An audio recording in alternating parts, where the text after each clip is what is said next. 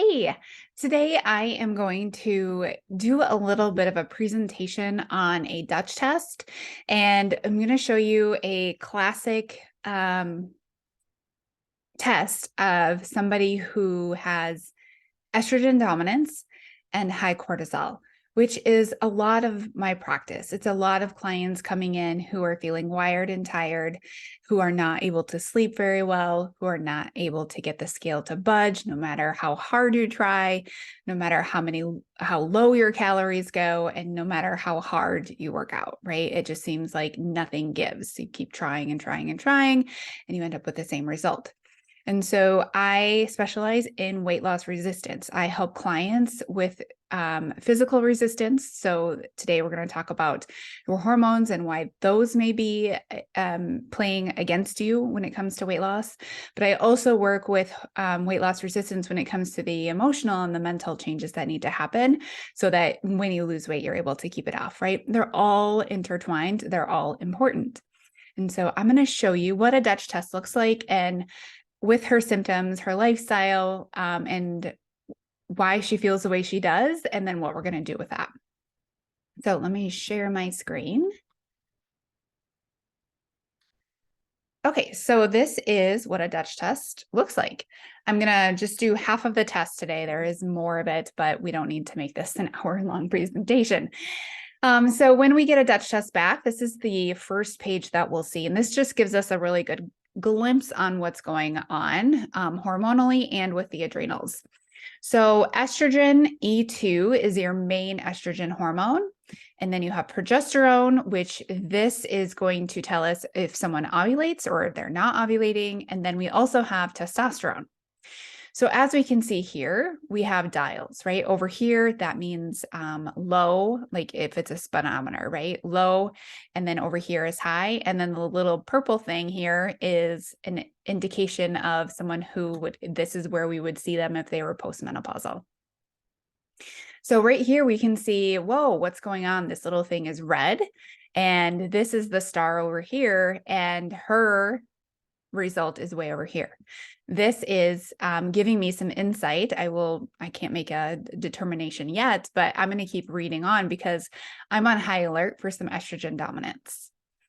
Right here, we have progesterone, and this is showing me that she ovulated. That's wonderful. That's great. That's a sign of a pretty healthy cycle, although this is making me question some things. And then her testosterone is right here. It's on the low side. It's still within the normal parameters, but I do know that she's not producing optimal testosterone, probably just on the lower side. And then these are a glimpse of what's going on with the adrenals. So the adrenals are those little organs that sit on top of our kidneys that are in charge of our stress response, right? They're in charge of cortisol. They're in charge of removing cortisol, and they're in charge of also this other hormone called DHEA. DHEA is a precursor made from our adrenals, the precursor for your hormones. We make hormones from DHEA. That's an important thing to remember here. And then it also makes cortisol. So if you take a look at her cortisol and her DHEA, what do you see? They're on the high side. Her DHEA is all the way past what would be normal. And her cortisol, metabolized cortisol, is what your body is actually producing. Her body is producing a lot. And then we go over here. This is your 24-hour free cortisol. This is what's actually hanging out in your bloodstream. But why would she be producing all of this cortisol and then she has nothing over here? Because her body is trying to protect her. Her body is like, whoa, why do we keep making all this cortisol? And then we don't actually use the cortisol. It's just hanging out all the time. We need to do something about this. Let's get rid of it. And then what happens from there? She feels tired.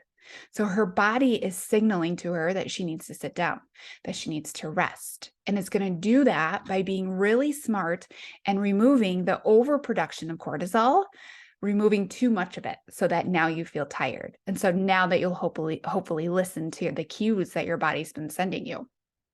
Right. So your fatigue just isn't coming out of nowhere. It's coming from for a certain reason, right? Your body is trying to tell you something. Why is the fatigue there? So next we're going to go over here, and this just helps break it down a little bit more so I can understand in depth what's actually happening from these sex hormones. So over here we have DHEAS, and that goes over to testosterone. And then over here, this is actually indicating to me that, so we have testosterone, it's a little bit on the lower side over here, but then look at the metabolites. They're actually really high. And so that is signaling to me that I need to be looking at her blood sugar. We talk about blood sugar a lot, right? It matters. This is telling me that she might have elevated blood sugar and she might have some insulin resistance. And so now, outside of just knowing what to do with lifestyle and supplements, I'm also being able to make decisions and help you make decisions based on what to eat, how many carbs to have in your diet, how to move your body, right? All of that is giving me insight on this. So we're not just throwing spaghetti at the wall. We're actually know what we need to improve based on your symptoms and based on what this test is telling us. Over here, progesterone, I'm not worried about any of this. It's all fantastic. And then we're going to go back into her estrogen. You can see we have 3 different types of estrogen, E1, E2, and E3. E2 is this one right here. That's the one we have more of, but it's also very protective. It's protective against osteoporosis. It's protective against female-oriented cancers like breast cancer and ovarian cancer. And so all of these are high. So I know that she has some estrogen dominance, even with ovulation. Okay. If she had not been ovulating, this would be even higher. So that's telling me that she is making too much estrogen. Why is she making too much estrogen? Well, this can be because of the environment. So it can be plastics she's exposed to. It can be personal care products. It can also be because of stress, right? DHEA is the precursor to our hormones. We're making hormones from DHEA. If we have a bunch of DHEA in our system because of stress, we're going to be making a bunch of hormones. Okay, so she's producing too much estrogen. So we know that's the second symptom to her stress besides fatigue. And then over here, this is how your body actually removes estrogen from your body. So 3 different ways. The first is pooping. You actually have to poop out your estrogen. Second is your liver, and that's right here. So this is the second pathway, and this actually looks beautiful. I have no worries whatsoever, but I often see estrogen getting stuck here. And so this looks like liver support if we were to see it, but it looks beautiful. And then we go over here to phase 1. And so phase 1 is hanging out right here, and she is quite high, right? And then right here. She's getting rid of what she's making as far as her poop, because she does go regularly, and as far as her liver goes, but she's just overall making too much. And so we need to supplement her with some things outside of food, because there are some things that just food can't take care of, and we need to add some supplements in. I only do supplements if you absolutely need them, but she needs them. She needs them to feel better. She needs them to improve her energy. She needs them to help with estrogen dominance, which also includes weight loss resistance. If you are estrogen dominant, you are going to likely have weight loss resistance. Estrogen is not going to allow the weight to come off when it's too high. Estrogen is a hormone that grows things. That's really helpful when it's an appropriate amount, but when it's too much, now it's not helping you anymore. Estrogen grows things like your uterine lining. It gets too thick, and then you end up with heavy periods, PMS, PMDD. Your period is an awful experience, right? All of those things, those are signs of estrogen excess. Also, it grows things, including fat. Right? Fat makes estrogen, and estrogen makes fat. Now, when you have body fat that you want to lose, but you have estrogen dominance, they're just playing off of each other now. Now you're going to create more estrogen from your fat cells. And estrogen's not allowing you to lose fat. So it's playing against you, and it's going in this vicious circle. So we have to remove estrogen with some prescribed supplements. And we will do that for her. And then this gives us a little bit more glimpse on what's going on with her adrenals. So the DHEA we talked about is producing too much DHEA because of stress. Okay. DHEA is going to give you the up and go, the bibbity bop of your life, right? You got vitality, but Too much of anything is never good. And she is producing a lot of this because her body wants to move out of danger, because she does have a very stressful life. She works full-time as a nurse. She has a part-time job as a nurse.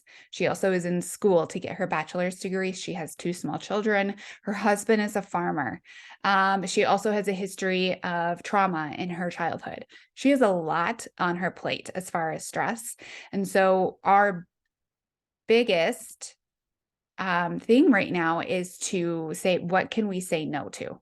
What can we take off of your plate to allow rest, to allow digest?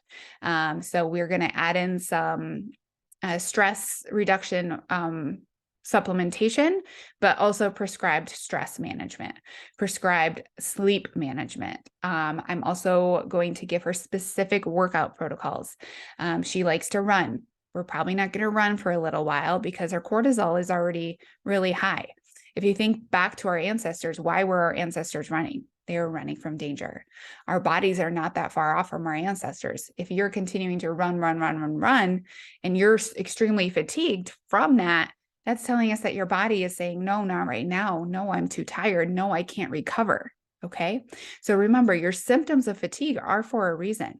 And sometimes it's just doing the Dutch test to be like, oh, now I get it. Now I can see it on paper. Now I can truly listen to my symptoms. Now I can really understand that my body has been trying to protect me. And then this goes over into, what does a cortisol pattern actually look like, and what does a cortisone pattern look like? This can be different for everyone, but then I can really see, where do we need to work on your circadian rhythm? Because sometimes these are going to be kind of wacky, where it goes up at night and in the morning you barely are producing anything. And that tells me we need to work on circadian rhythm. We have been working on her circadian rhythm for a while, so she's actually doing wonderful here. And it goes to show that the work she's putting into it is paying off.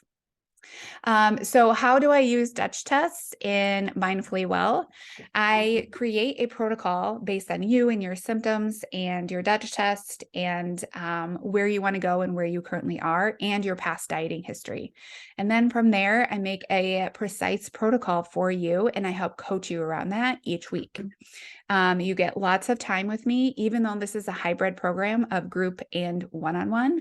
The reason why I want this to be a group one-on-one experience is because you get so much more out of the program when you get to hear other people be coached on almost the same things that you're working through.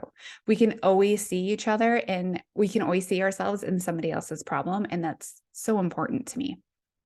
It's important to you. It enhances your experience.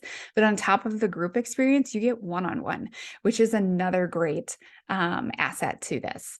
And so having a Dutch test can just provide you with the comfort that you're working on the right thing, because there's been so many times that you've tried and you stopped, and because you feel like you're doing it wrong, because you're not even sure what to work on anymore, because you're just confused about everything. This brings clarity for us. This helps me help you make the right decisions for you, so that we can get you feeling better, and we can move out of weight loss resistance and into a place where your body feels safe to let the fat go.